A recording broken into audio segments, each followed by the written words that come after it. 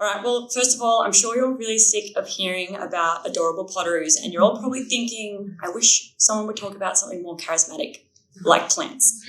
Don't worry, I'm here. It's okay. My name's Tamika, and today I'm going to be talking about addressing Woody-Shrub Encroachment through strategic fire management.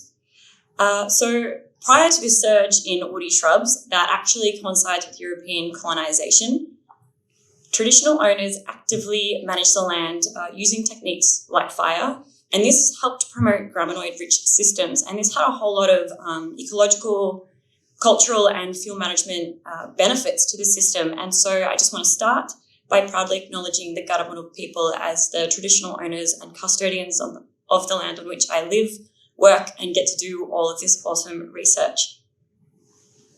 All right, so this photo is a bit dramatic, but was taken when I was in Buchan during the 2019-2020 Black Summer of Fire. And I'm sure that's seared into everybody's mind in different ways. But for me, when I look at this photo and I put it in the context of increasingly flammable climates, it's actually quite terrifying, like very terrifying. And I think it puts a lot of pressure on effective forest fuel management, because under these future predicted climates, we're going to have to burn more and more country in order to maintain the reduced risk benefits.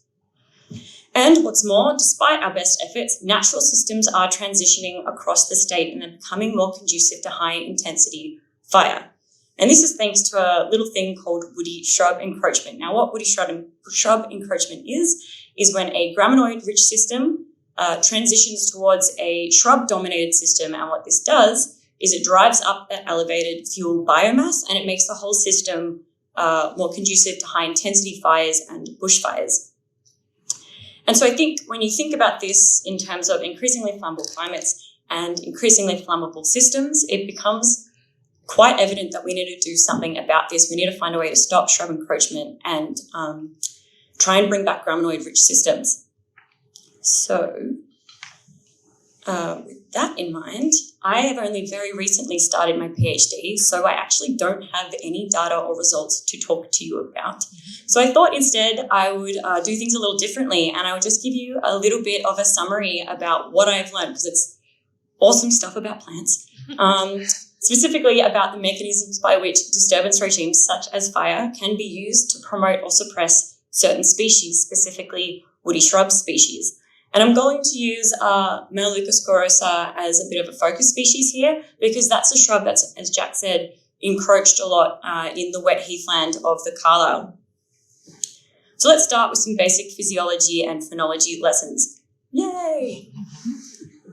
First of all, they are facultative respiratories. What this means is that generally they use flowers for reproduction. So every spring they flower, they drop seeds, yada, yada. What's important about that is that it means that in the absence of fire, they still persist in the system. They do not need it, but in the case that the system is burnt, they can also resprout. So resprouting is, it comes from a protected stem base that's actually underground. So it means that even in the event of a fire, the plant is not killed.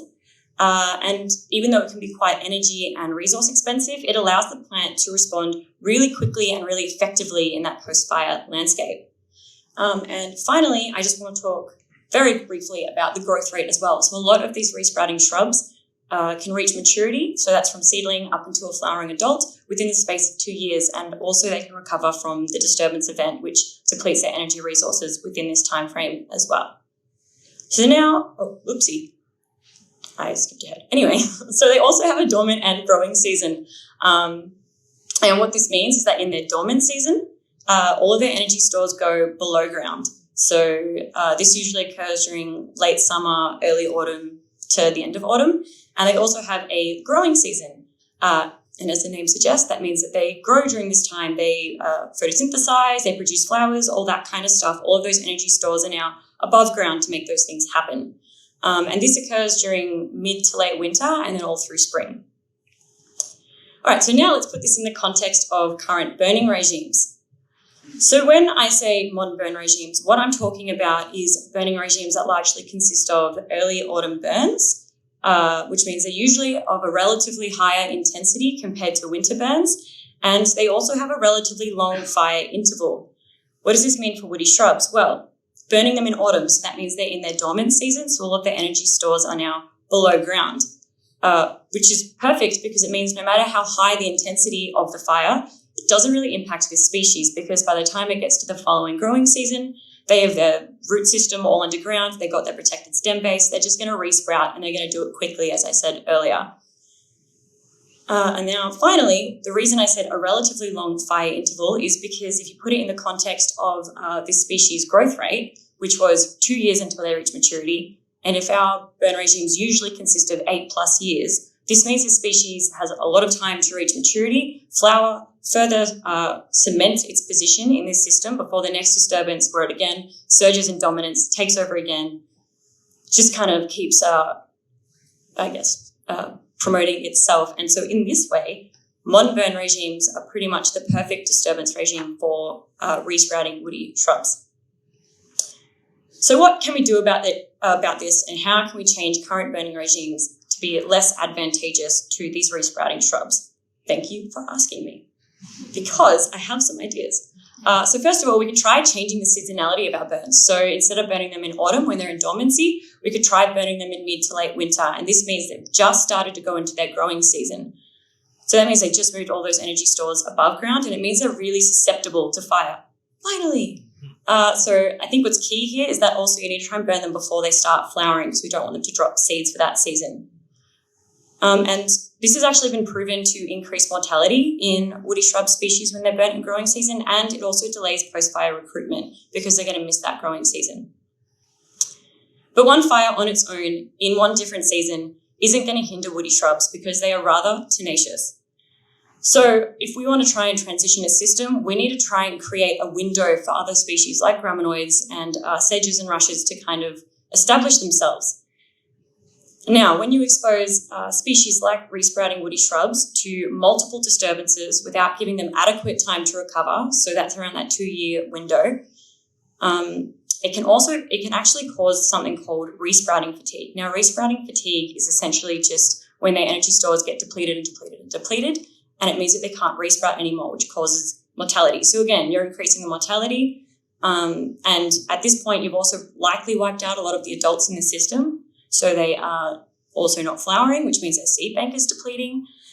So basically, this spring burning plus frequent disturbance is the perfect regime to try and suppress woody shrubs. Alas, it can never just be this simple, can it? So as I said at the start, shrub-dominated systems are conducive to high-intensity fire due to their fuel structure. But it's more than it's not just that they respond really well to high-intensity fire. They actually make it next to impossible to burn them at lower intensities, and because you simply just can't get that system to carry fire during those winter months, which is largely why land management have to burn during that early autumn to try and get fire to carry within these shrub-dominated systems. So that's where mechanical intervention can come in. So that's using techniques like mulching or rolling in a system, and it's a way that we can get this disturbance into the system without having to do it in the autumn season, in a time when fire otherwise wouldn't be able to carry. And this way we can suppress woody shrubs and allow graminoid species or herbaceous species to gain back some of that ground they have lost. And in fact, it has been proven that frequent burning during the growing season has promoted graminoid and herbaceous and forb species in a system. And so that's part of what my PhD is going to be looking at, how these mechanical intervention techniques can be utilized to suppress some species whilst promoting others. And it's all about trying to inform a long-term holistic fuel management approach. And so I just kind of want to finish on one parting note. This photo was taken in the wet heathlands of the Colac. Not sure if you've heard the word Colac enough today. I actually did not take this photo. I think someone in Deaca did, so thank you, because it really demonstrates my point about vegetation stable states. So down the middle here, this racing track looking thing down the middle is essentially, it's a power line easement. So that means that they've had to regularly mulch this area to keep the vegetation down from the power line. And as I said earlier, mulching is just another type of disturbance, right? And what we can see occurring here is that it's pretty underneath this power line easement is a really graminoid rich system, and it's full of button grass. Now, directly next to that is land that has likely not seen very much land management or disturbance for quite a long period of time. Despite the fact that they are both wet heath, this system is largely shrub dominated by Melaleuca sclerosa. Now, what this indicates is obviously this is all the one system, right? It's all wet heath. It's directly next to each other. The only difference is that they've both been exposed to completely different disturbance regimes. And that means that now they have completely different functions and structures. Now, historically, as Jack mentioned, we used to have ground parrots in the Otways, and not just in the Otways, but in the Carlisle Heath. And ground parrots have a really well-defined relationship with graminoid-dominated heathland. Now, after around 90% of their habitat was burnt in the early 90s, followed by a period of relatively no land management in this area, which has all the hallmarks of causing a state transition from graminoid-dominated to shrub-dominated, we rapidly lost this population in the Colac within the space of about 10-ish years. Now, this makes my final point, which is that when I look at this photo, I can see one system or one vegetation state which is capable of supporting ground parrots, and that's a graminoid-dominated system. And then I can see another one which isn't. And so it's interesting because they're both direct consequences of management action. And I find this really empowering because it means that as the custodians of this land, we can actually take control of this situation and we can select for vegetation states which are going to maximize biodiversity, and graminoid-rich systems are also going to be easier for land management to get low-intensity fire in to reduce the fuel risk as well. Thank you.